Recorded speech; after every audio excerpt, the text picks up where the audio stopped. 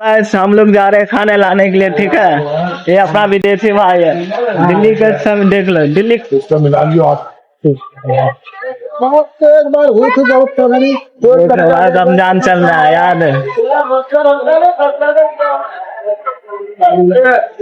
भाई भाई कैसे हो? मेरे घर तो भाई साहब आप लोग ठीक ही रहो, वही सही रहेगा। चलो वो खाना खाने के लिए भाई, हम भी ठीक है यार।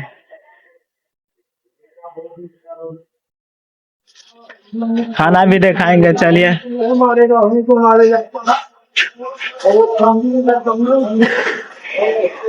देखो मार कर घेरने के लिए आया हूँ, मैं तो आता भी नहीं। अरे विदेशी मेरा भाई है, ये भाई है।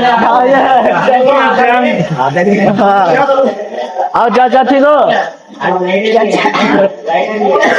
चलिए भाई ठीक है।